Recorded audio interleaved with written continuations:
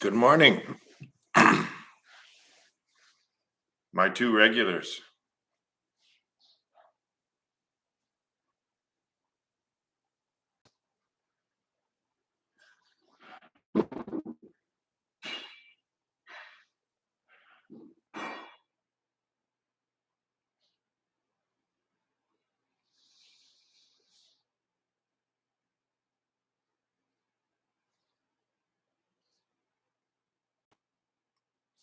Yeah.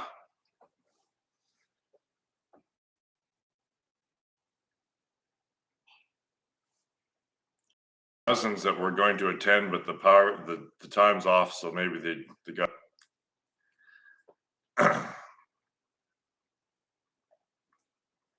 someday there'll be dozens, maybe even hundreds.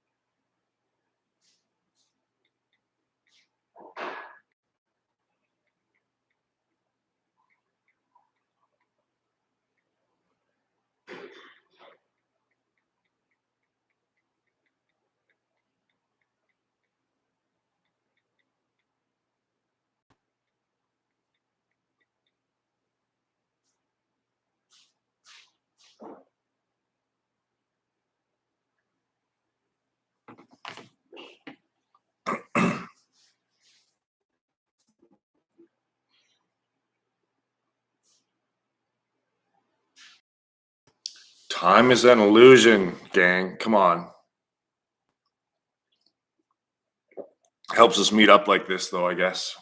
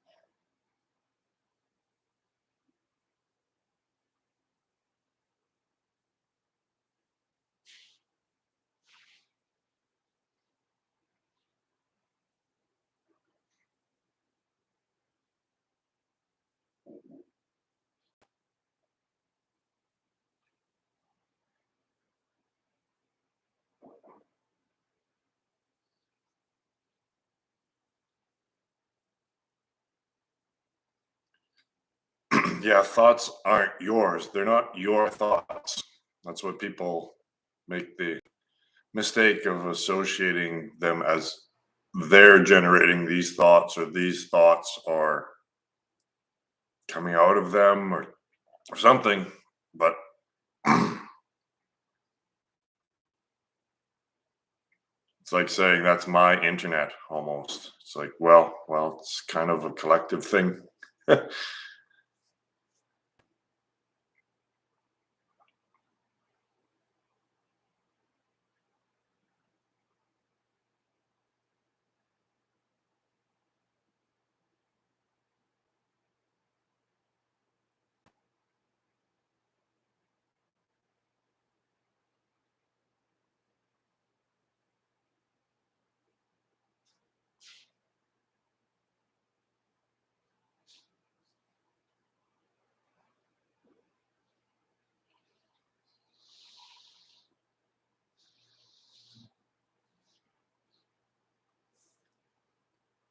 Yeah, the more you just watch them and don't act on them, those thoughts, the less power they'll have, and then you'll start seeing through them, and then you realize that they have no inherent power of their own. It's all what you give them.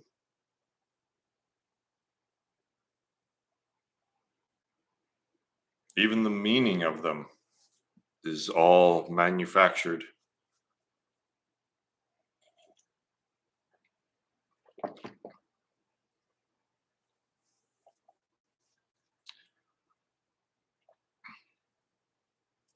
Hello, solution seeker. Your name is familiar to me.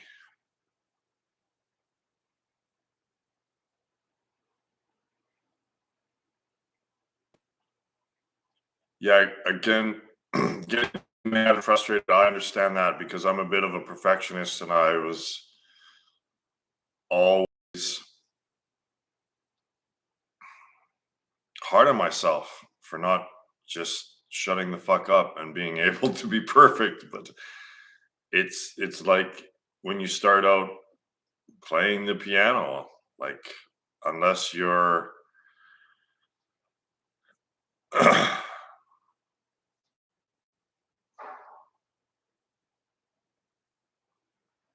it just takes practice like anything else. There are prodigies, but they're few and far between. Ramana Maharshi was a spiritual prodigy for sure.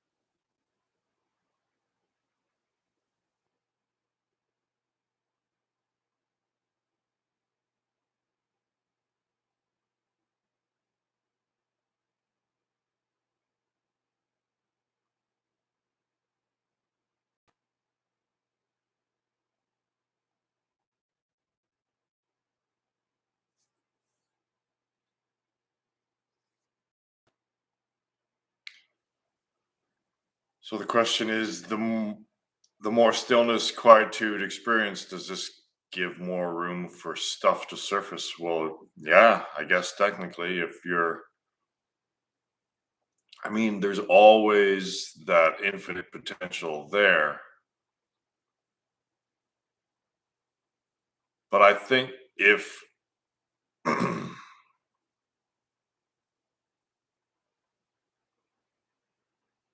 it gives more space for you to change direction. If, let's say, a locomotive is going really fast on a track where you can't really turn very quickly, or a car, let's say, because you're not really on a track. But the less you have going on, the slower you are, the more abruptly you can turn and go a different direction if you want. But if you're going really, really fast, you can't turn very quickly, can you? I don't know if that's a good analogy or not, but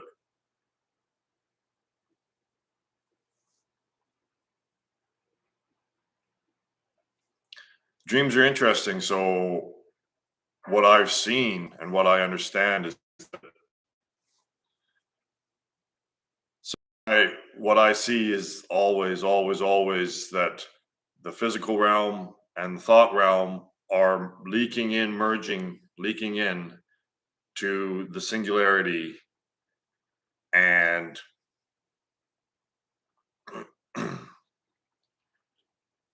how the thought realm affects the physical realm is through technology, and how the physical realm, the thought realm, is through dreams and through the mind's eye. You see, so you're in the dream realm, we're actually abiding or having the experience of the thought state.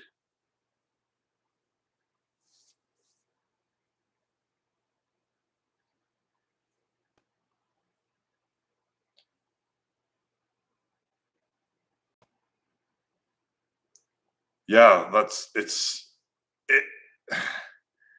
it's so interesting because I believe that, like, just what I said is that you're experiencing the mind aspect of body, mind, spirit, and what makes it what makes your ego on this side in the physical realm able to remember.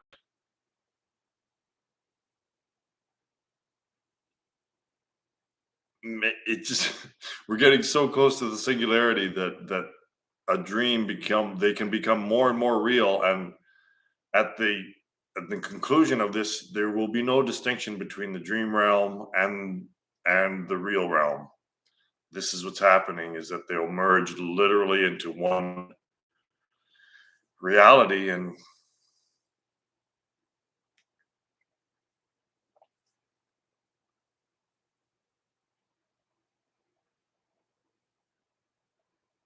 but just to watch it all unfold and not do anything with it is the quickest way to get through it all. Just everything, just watch it and don't do anything with it.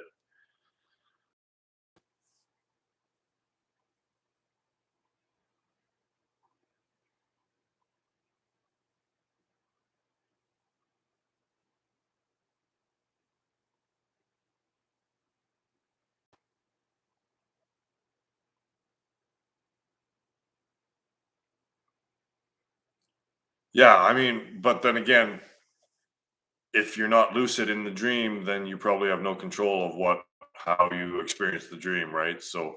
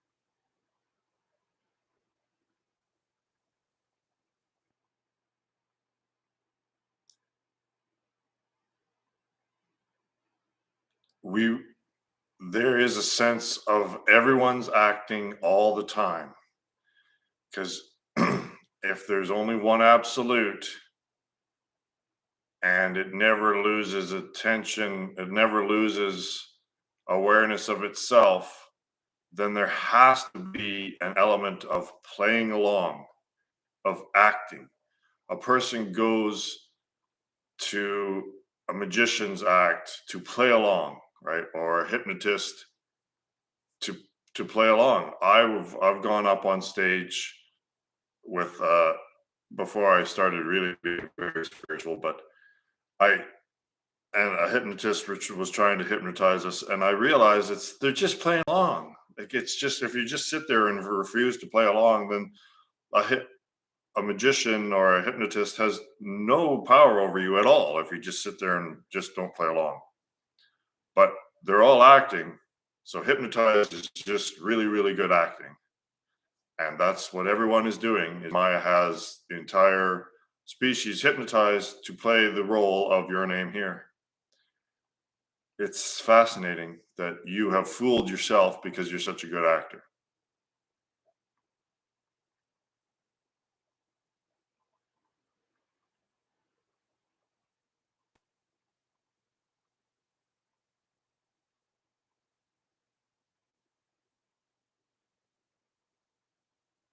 Yeah, so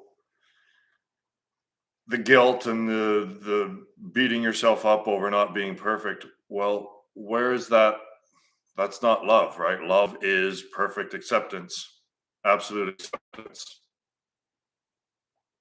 So if, yeah, there's, you need to accept that the ego is a child and you just need to be patient with it, and it's nobody's fault. But I get it because I'm rough on myself too.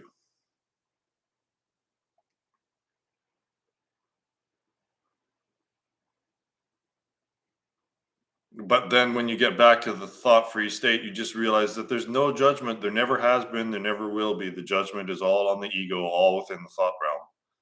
So so this absolute love that I'm talking about, I guess we'd call it agape love, is is acceptance before there's any judgment, right? There's no judgment there. There's just witnessing, and there's nothing wrong. Anything that can possibly happen, occur in this realm, is fair game. You just have to deal with the karmic consequences of it. And you signed that contract before you got in here, that basically you understand that every high has a low. Check mark.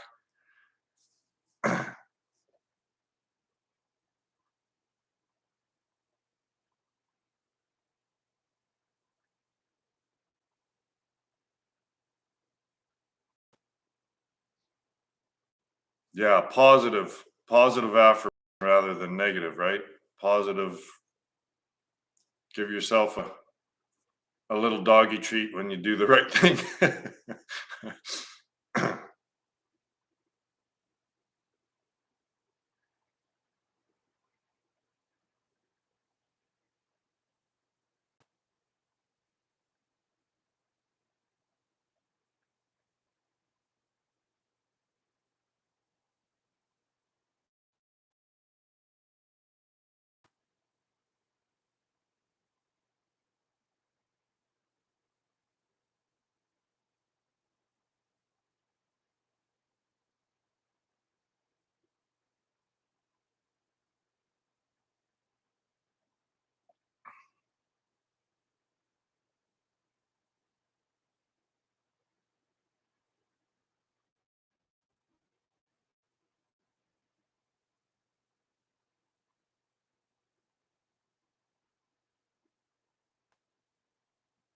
Yeah, I've been there, Blinky. It's like you berate yourself for losing self-awareness, and then you berate yourself for berating yourself. It's just a ridiculous feedback loop, and the faster you can just drop the whole thing is the best for sure.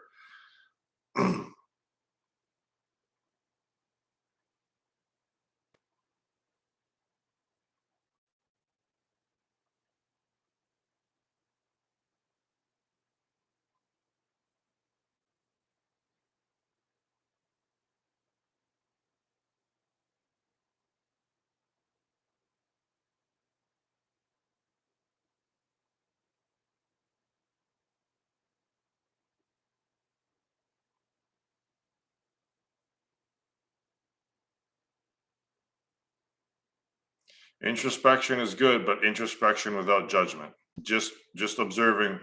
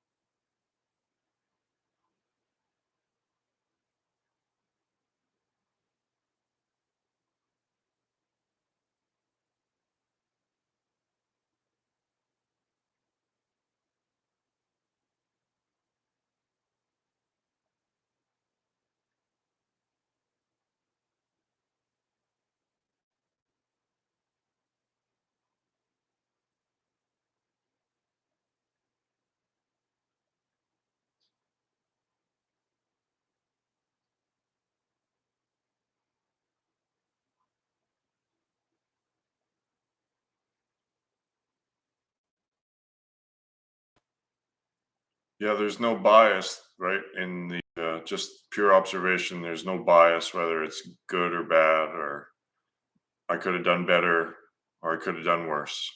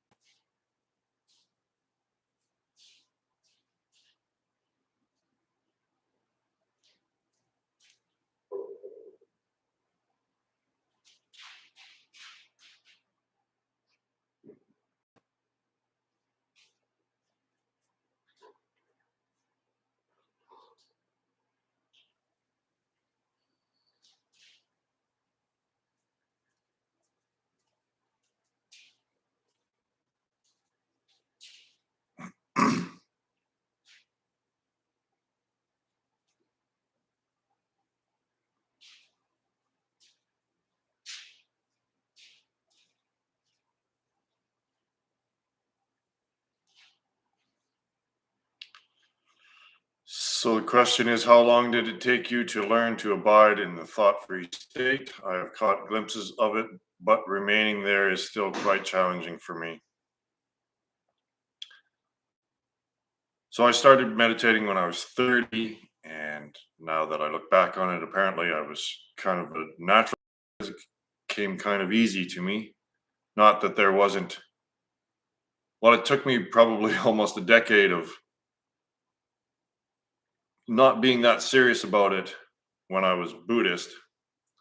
And then I spent 2 winters meditating at Ramana Maharshi temple slash ashram in Nova Scotia, and that's when it became effortless. I still remember that day, that time in the temple where it flipped from why can't I fucking do this? Shut up, to all of a sudden just, and I was alone in the temple, of course, because who anyway, and I started just laughing, right? Like, just, I think I even fell on the floor laughing because it was so effortless and just so amazing. But like I said, even though I feel like I'm probably a ripe fruit, if you will, still took me like a decade of messing around with it when I was a Buddhist, but really getting serious when I came across Ramana Maharshi's teachings. So the short version is probably at least a decade. So, but like I said, when I really got serious and stopped seeking, so this is a big part of it, is that stick with it, find the answer. All right, like as soon as I read Talks with Ramana Maharshi, I knew I was done. That was it. No more seeking. So at that point, all of that energy is transmitted into practice. And that, I think, made all the difference in the world. Is that I didn't watch anymore. I don't, there was no more teachers. There was no more videos. I knew exactly what the answer was, and I knew exactly what to do. And I put all of my energy into the practice rather than any seeking at all. And that's what really turned it into hyperdrive, I guess, and made it so when I did, even when I did lose attention of self-awareness, I gained it back instantly and I could be there effortlessly, but then it would fade away sometimes. And so the same sort of thing. But so a decade to 12 years, I guess. But yeah, just stick with it, and always make it your number one priority. And it'll, that flip will happen to you as well.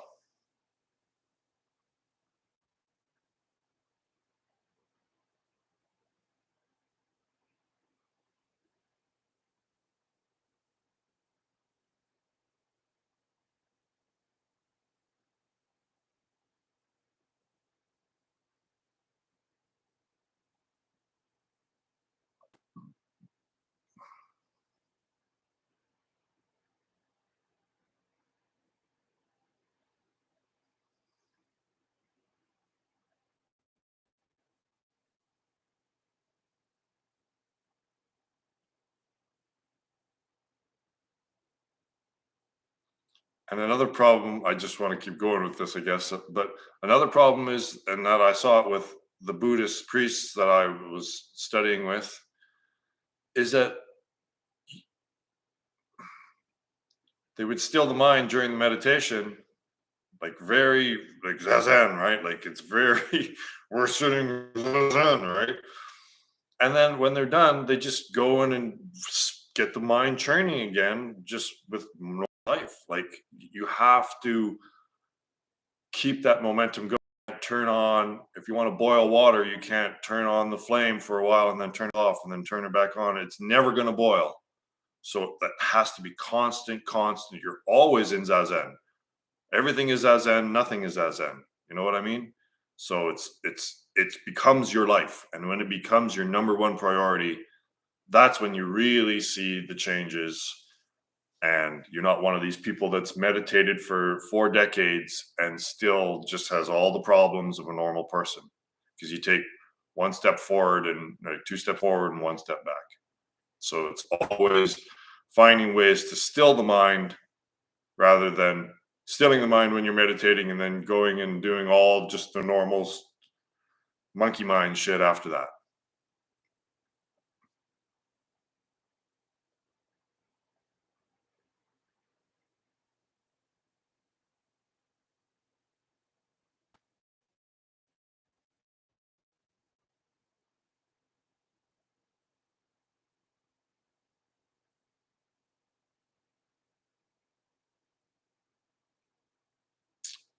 So when it becomes your number one priority, is that considered the end of seeking? When you're no longer seeking, that's the end of seeking, right? Like when you're no longer bouncing from teacher to teacher, and still watching a bunch of videos and still reading, right? So you'll know when you're done seeking, when you have the answer and you go, okay, well, that's it.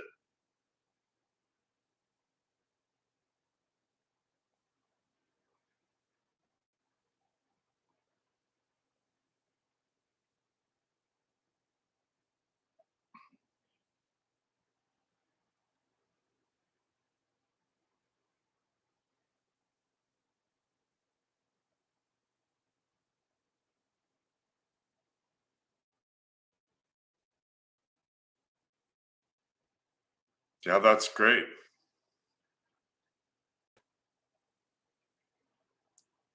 Yeah, yeah, yeah. Just the solution, maybe. Maybe you'll be the solution at that point.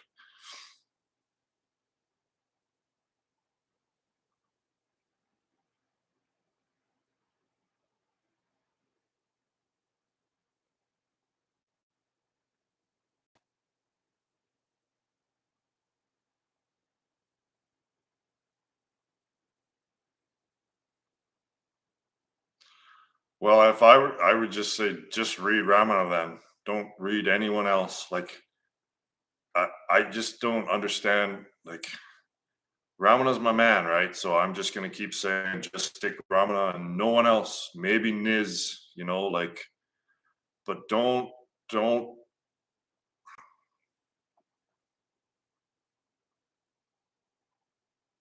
And of course, the one step path, right? Because the one step path is always just immediately, directly. Oh, I'm thinking, like, no matter if they're spiritual thoughts or thoughts about your 5-year plan or whatever, you just notice, oh, okay, I'm thinking again.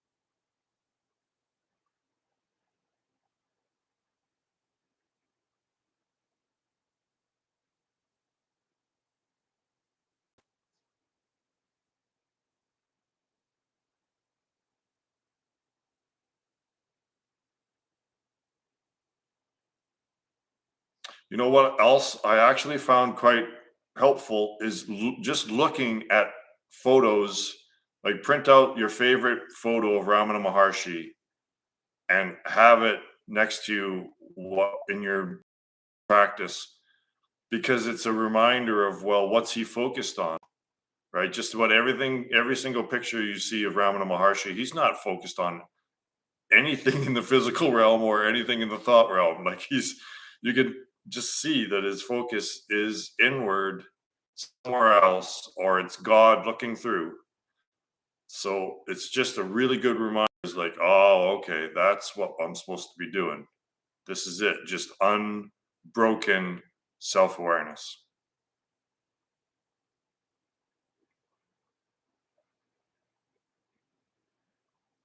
Yeah, like, to the one step path is a great book to read because it's got so many of these spiritual one liners, like almost like a Zen koan, where you read it and it could just, like, you're gonna need to read the one step path very slowly, really.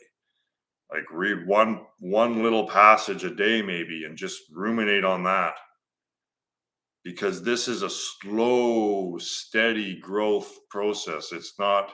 I mean, some of these phrases in the one step path may snap someone into instant enlightenment, but that hasn't been my experience. So I don't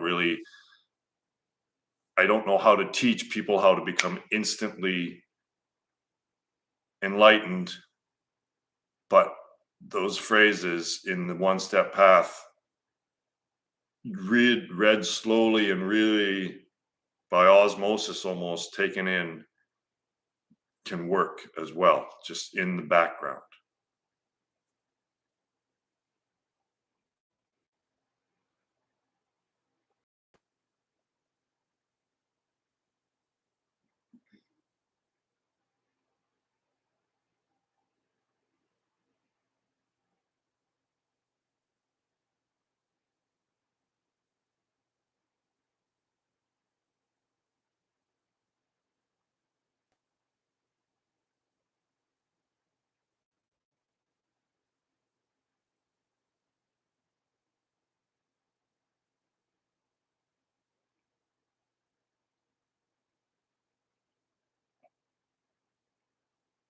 I think it's good to have sort of a sangha, and this is why I'm going to do this every weekend, is that it's nice to know that there's other people doing this, because it sometimes it can get a little rocky and you can start self-doubt can set in, but when you know that there are others doing this and you're not nuts, it might help. Yeah.